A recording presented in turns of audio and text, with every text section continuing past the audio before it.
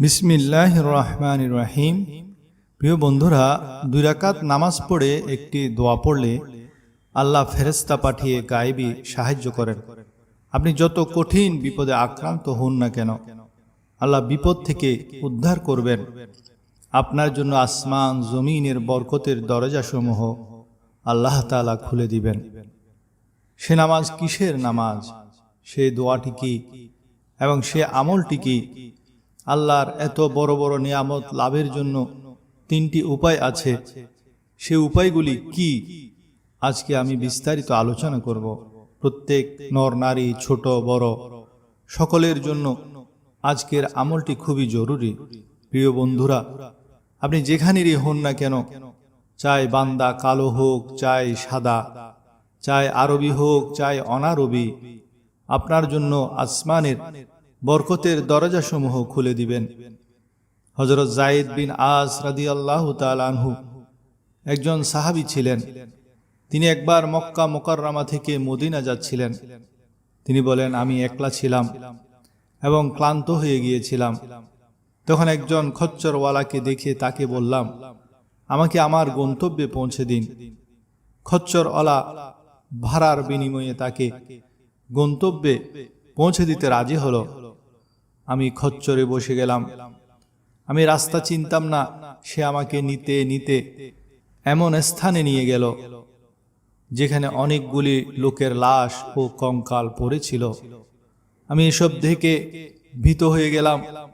সে সময় সে খঞ্জর বের করলো আর বলল, তোমার কাছে যা যা আছে সব আমাকে দিয়ে দাও। আমি একজন ডাকাত, আর আমি এইভাবে মানুষকে লুট করি আর শেষে তাকে হত্যা করে এখানে ফেলে রাখি। আমি ডাকাতকে প্রশ্ন করলাম, তুমি আমার সব মাল নিয়ে নাও, কিন্তু হত্যা কেন করবে? সে বলল, আমি এসব লোককে যদি হত্যা না করতাম তাহলে তারা আমার এই কাজে একসময় বাধার কারণ হবে, তাই আমি কাউকে বাঁচিয়ে রাখি না। তখন সাহাবী বলেন, আচ্ছা, যদি তুমি একান্তই আমাকে হত্যা করতে চাও, তার আগে আমাকে 2 রাকাত নামাজ পড়ার সুযোগ দাও।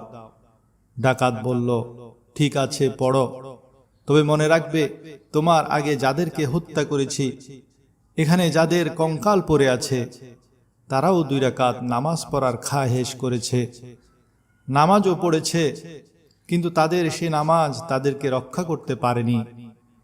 হযরত যায়েদ বিন আস রাদিয়াল্লাহু তাআলা আনহু নামাজের জন্য দাঁড়ালেন, আর ডাকাত ছিলেন খঞ্জর নিয়ে, আর ডাকাত পিছনে খঞ্জর নিয়ে দাঁড়িয়ে রইল। যখন নামাজ শেষ হলো, নামাজ শেষে দোয়া করতে লাগলো, আর এদিকে দোয়া শেষ হওয়ার আগে ডাকাত তার খঞ্জর নিয়ে যখন সাহাবীকে হত্যা করতে উদ্যত হলো, তখন গায়েবী আওয়াজ ভেসে আসলো, খবরদার, তাকে হত্যা করবে না। এই নির্জন এলাকায় এমন আওয়াজ শুনে ডাকাত ভীত হয়ে গেল, কিন্তু পরক্ষণে সে আবার যখন হত্যা করতে উদ্যত হলো, তখন আবার আরো ভয়ঙ্কর ভাবে আওয়াজ ভেসে আসলো, লা তাকতুলু, খবরদার, তাকে হত্যা করবে না। এবারও সে চারিদিকে দেখতে লাগলো, কাউকে না দেখে যখন খঞ্জর দিয়ে হত্যা করবে, তখন হঠাৎ একজন ঘোর সাওয়ার গায়েব থেকে সেখানে হাজির হয়ে গেল, আর এমন ভাবে ডাকাতকে বল্লম মারল, সাথে সাথে সে ডাকাত সেখানে নিহত হলো। হযরত যায়েদ রাদিয়াল্লাহু তাআলা আনহু মাহফুজ হয়ে গেলেন, আর তিনি সে ঘোর সাওয়ারকে প্রশ্ন করলেন, আপনি কে? এই নির্জন স্থানে আমাকে এই ডাকাতের হাত থেকে রক্ষা করলেন। তখন তিনি জবাব দিলেন, আমি আল্লাহর সৃষ্টি এক ফেরেশতা, আর আপনি নামাজের পর ইয়া আরহামার রাহিমিন, ইয়া আরহামার রাহিমিন বলে যখন আল্লাহকে ডাক দিয়েছেন, আর যারা ইয়া আরহামার রাহিমিন বলে আল্লাহকে ডাক দেন, আল্লাহ তাআলা তাদেরকে সাহায্য করার জন্য আমাকে নিয়োজিত করেন। আপনি যখন প্রথমবার বলেছেন ইয়া আরহামার রাহিমিন, তখন আমি আসমানে ছিলাম, সেখান থেকে আমি বলেছি তাকে হত্যা করিও না। হুকুম হলো, যাও আমার বান্দাকে হেফাজত করো। তখন দ্বিতীয়বার ইয়া আরহামার রাহিমিন বলেছেন, তখন আমি দুনিয়ার আসমানে চলে আসলাম।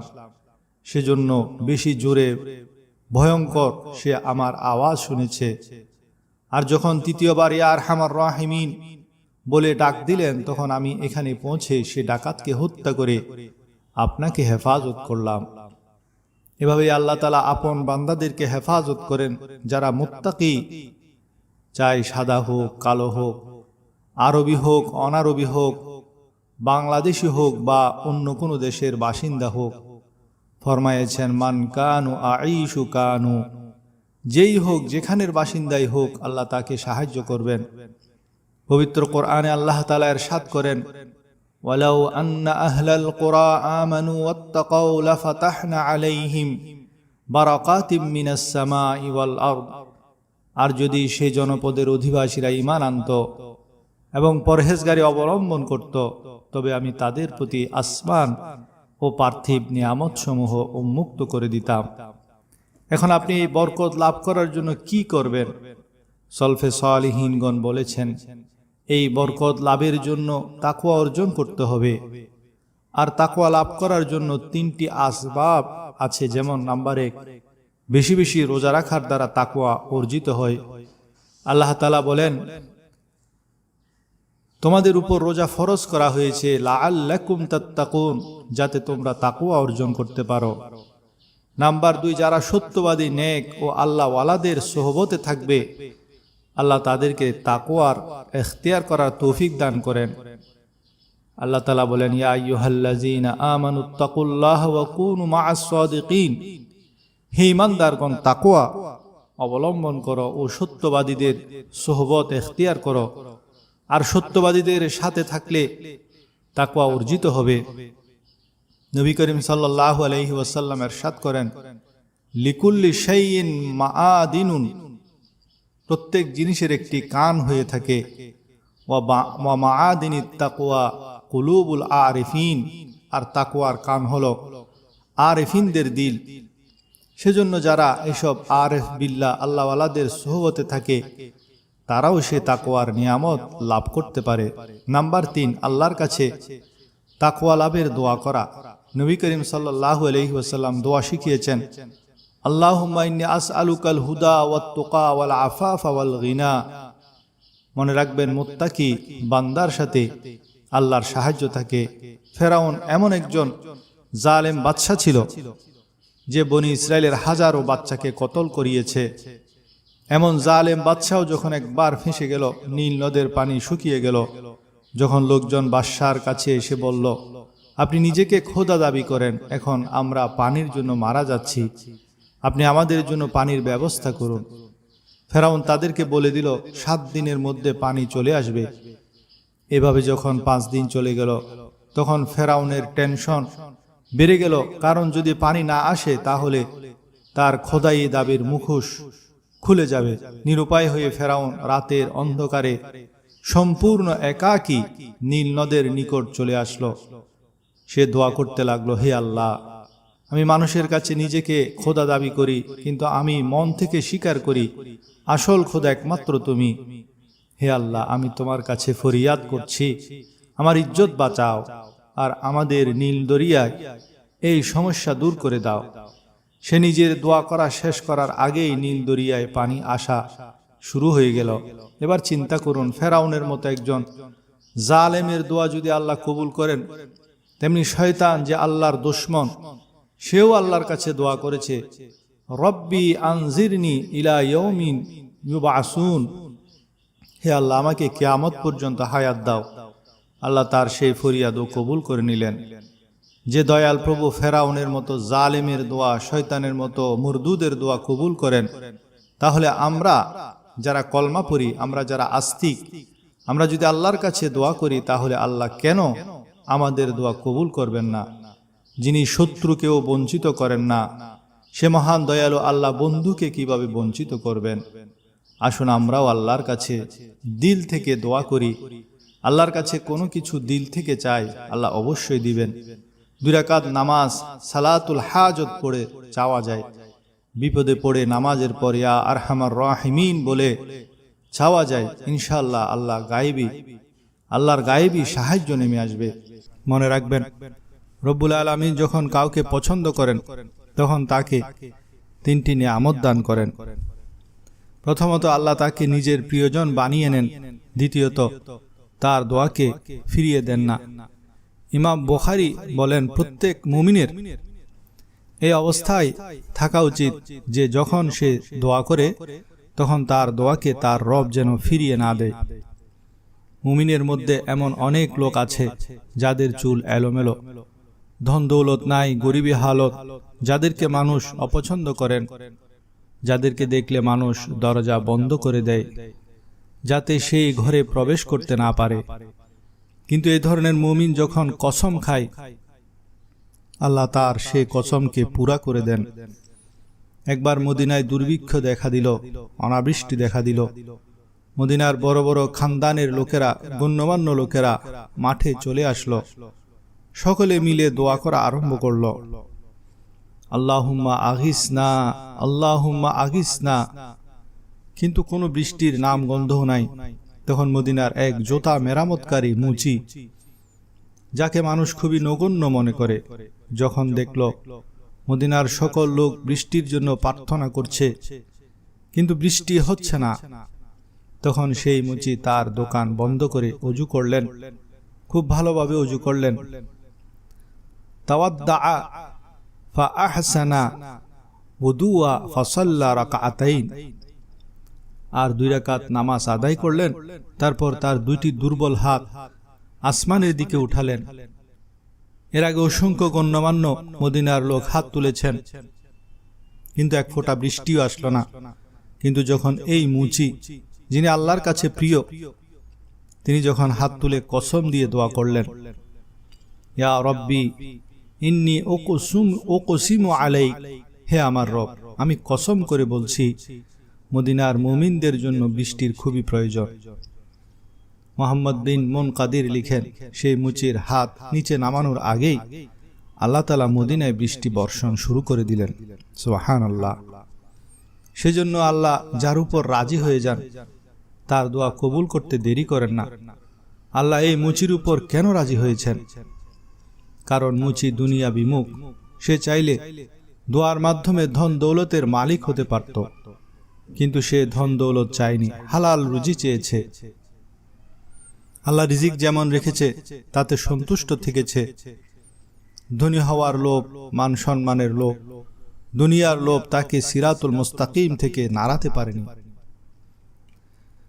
আর তৃতীয় বড় আলামত হলো, যা প্রত্যেক ঈমানদারের বড় আশাও হয়, তা হলো আল্লাহ তাআলা যে মুমিনের উপর রাজি হয়ে যান, সন্তুষ্ট হয়ে যান, তার খাতেমা বিল খাইর করেন।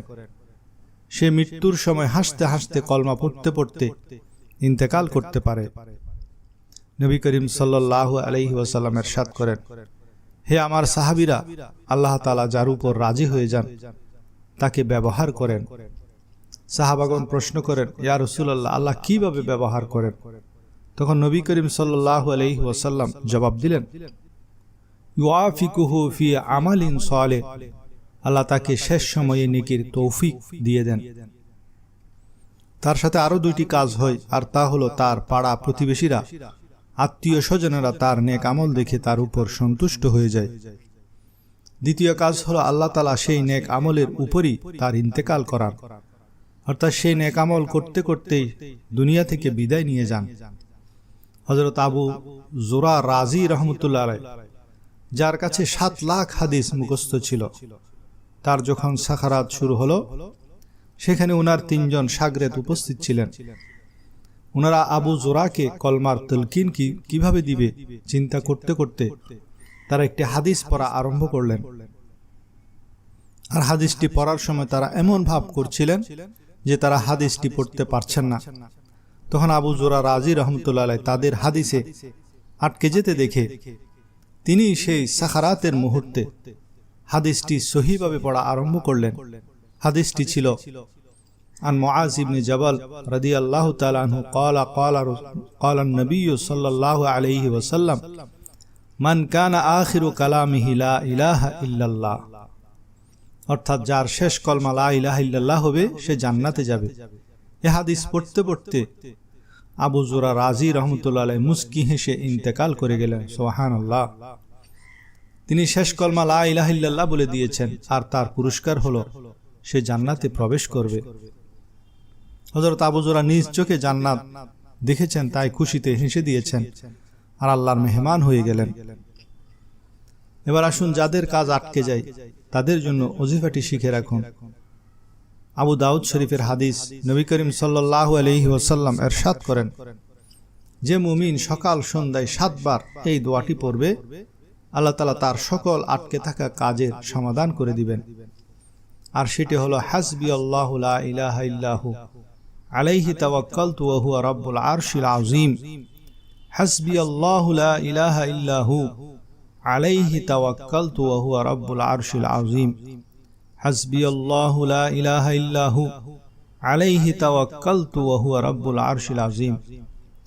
আর আবু নাঈমের রিওয়ায়াত, যে দারিদ্রতার ভয় করে তার জন্য আমল হলো, নবী করিম সাল্লাল্লাহু আলাইহি ওয়াসাল্লাম ইরশাদ করেন যে এই দোয়াটি পড়বে তার 70টি বড় বড় মুসিবত দূর হবে। আর তার মধ্যে সবচেয়ে ছোট মুসিবত হলো দারিদ্রতা। আর সেই দোয়াটি হলো লা হাওলা ওয়ালা কুওয়াতা ইল্লা বিল্লাহ, লা মালজা ওয়ালা মানজা ইলাল্লাহি ইল্লা ইলাইক।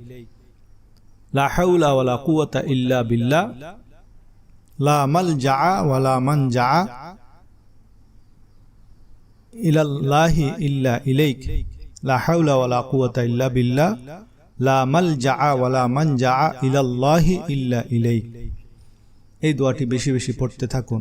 70টি বড় বড় মুসিবত ও দারিদ্রতা দূর হয়ে যাবে ইনশাআল্লাহ। আল্লাহ তাআলা আমাদেরকে বুঝার ও আমল করার তৌফিক দান করুন। আমিন।